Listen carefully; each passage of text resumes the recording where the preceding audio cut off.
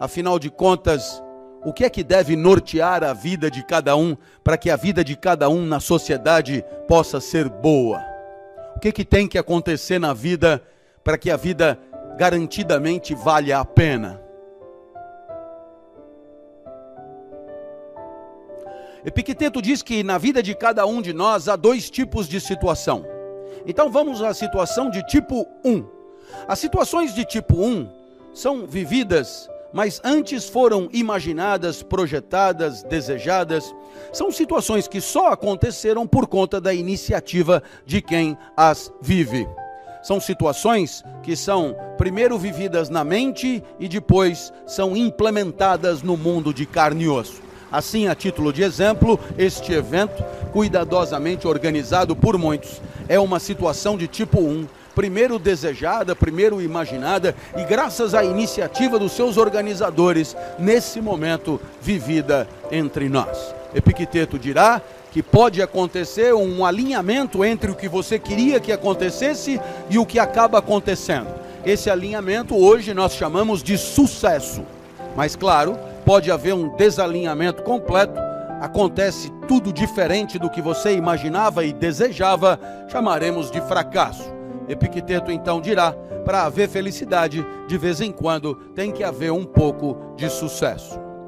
Mas o sucesso não basta para uma vida feliz. Eu vou repetir, está aí a essência da ideia. O sucesso não basta para uma vida feliz, porque tem as situações de tipo 2. São aquelas que você não podia imaginar, nunca desejou que acontecessem. São situações que não dependeram da sua iniciativa, mas que aconteceram a si mesmo e fizeram parte da sua felicidade. São situações que podem ser boas surpresas, mas que podem ser surpresas devastadoras, entristecedoras, inclusive aniquiladoras da vida.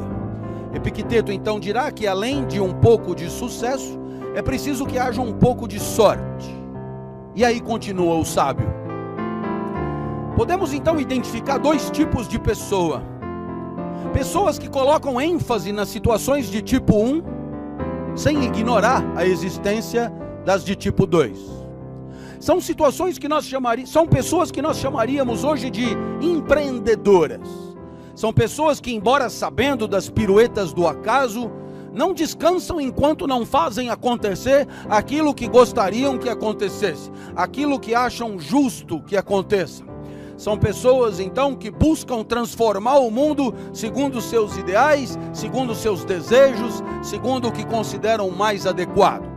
Essas pessoas, segundo Epicteto, são grande minoria.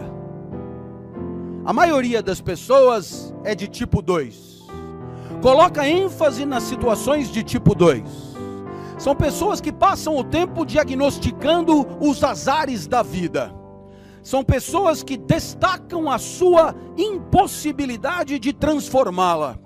São pessoas então lamuriosas e queixosas, convencidas de que o acaso é mais cruel com elas do que com o resto das pessoas. E assim, evidentemente, essas pessoas que passam a vida contemplando a má sorte, acabam perdendo oportunidades incríveis para transformar o mundo a seu favor. Assim, Epicteto, na contramão de Zeca Pagodinho, na contramão de Skank, que sugerem que deixar a vida nos levar, e portanto, que nos entreguemos à sorte e ao acaso, Epicteto nos recomenda que, se pelo menos 50% da vida depende de nós, que lutemos para fazer acontecer do nosso jeito, do jeito que nos parece justo, do jeito que nos parece coerente e adequado a nossos valores, nossos princípios e nossos interesses. Pois então, eis aí a primeira grande lição do nosso encontro.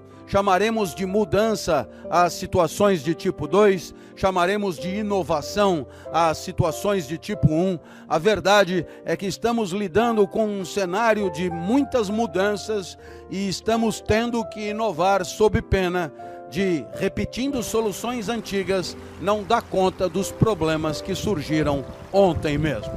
O mundo, como foi dito aqui muito bem, nunca mudou tão rapidamente, e é por isso que as soluções que até outro dia valiam, hoje são obsoletas e inadequadas. Assim, inovar é preciso, fazer diferente é urgente e, é claro, os meros repetidores acabarão sentindo o peso do passar do tempo.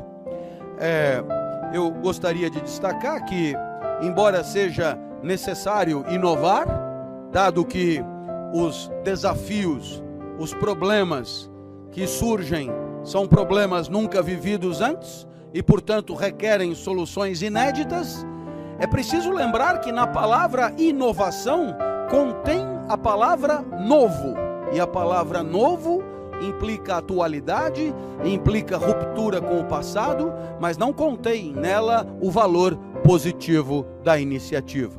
O que eu quero dizer com isso é que não é porque é novo, não é porque é diferente do antigo que é necessariamente bom. Por isso temos que discutir permanentemente sobre as condições do valor positivo da inovação. Afinal de contas, o novo nem sempre convém. Imagine que você, podendo frequentar várias padarias do bairro, sempre vai à mesma. E quando você vai à mesma padaria diariamente, quase sempre é para comprar um pão quase idêntico ao de ontem e ao de antes de ontem.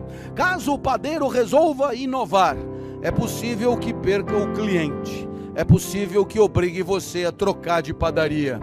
Assim também, se você vai a um restaurante, porque lá te encanta um prato do cardápio, a inovação que retira esse prato do cardápio desfideliza o cliente e o condena a buscar novas soluções gastronômicas. Nada disso era o que queria, não só o dono do restaurante, como também o cliente. Inovar nem sempre é bom. Podemos inovar e fazer pior do que sempre fizemos, razão pela qual é fundamental pensarmos sobre em que direção a inovação terá valor positivo. A primeira resposta para essa pergunta eu vou buscar em Aristóteles. Se tivesse aqui, Aristóteles, que é um dos 3 maiores sábios da história da humanidade, Aristóteles que inventou boa parte das ciências que nós investigamos, Aristóteles gastou uma aula inteira para falar do valor positivo da iniciativa do homem. E Aristóteles dirá que toda iniciativa, ou se você preferir, toda inovação, ela terá valor positivo quando trouxer ao homem felicidade. A felicidade é o bem supremo, e a felicidade Aristóteles chamava de eudaimonia. Resta saber do que se trata. Para Aristóteles, a felicidade, referência para uma iniciativa de valor positivo, nada mais é do que o pleno desabrochar da natureza de quem vive. Eu vou repetir para você degustar. A felicidade é o pleno desabrochar da natureza de quem vive. Então, observem aqui comigo, para que não fiquemos só na poesia. Uma goiabeira é plantada em lugar adequado. Tem sol, tem nutrientes, tem temperatura elevada, a goiabeira vai encorpando, você dá uma adubada adequada, a goiabeira vira uma mega blaster hiper goiabeira repleta de goiabas nos galhos. Você então conclui que aquela muda de goiabeira foi o mais longe que poderia ter ido. Viva a goiabeira que viveu de um jeito que alcançou a exuberância da natureza de uma goiabeira. Caso você tivesse plantado a goiabeira no Polo Norte, a goiabeira teria fracassado, não teria chegado lá, não teria dado goiabas, a natureza não teria vingado e a vida teria sido inútil e infeliz. Razão pela qual o desabrochar da natureza da goiabeira conferiu à goiabeira uma vida bem vivida. Nesse momento você olha e diz: nossa, para a goiabeira ficou claríssimo. Eu só queria entender o que eu tenho que ver com isso, com uma goiabeira. Então vamos lá, agora uma criança chamada Salvador. A criança está no primeiro fundamental, a professora ensina a fazer conta. Salvador odeia matemática, mas desenha lindamente a professora. Aí então depois, no intervalo os colegas jogam bola. Salvador odeia futebol, mas desenha os colegas jogando bola. No final de semana os familiares almoçam juntos. Salvador não gosta das reuniões familiares, mas desenha a família também lindamente. Salvador desenha maravilhosamente. Salvador é incrível, parece ter natureza de desenhista, desenha muito melhor do que qualquer outro da sua idade. E Salvador também teve sorte. A professora poderia ter inviabilizado a atividade de desenhista, mas encaminhou Salvador para uma classe especial de desenho. Os colegas poderiam ter feito bullying, mas, pelo contrário, pediam que Salvador os desenhasse. E os familiares deram tudo o que Salvador precisava. Salvador, no início, imitava os mestres, depois transgrediu, subverteu, fez o que ninguém tinha feito antes. Salvador usou a vida para se converter numa goiabeira exuberante. Salvador usou a vida para virar Salvador Dalí.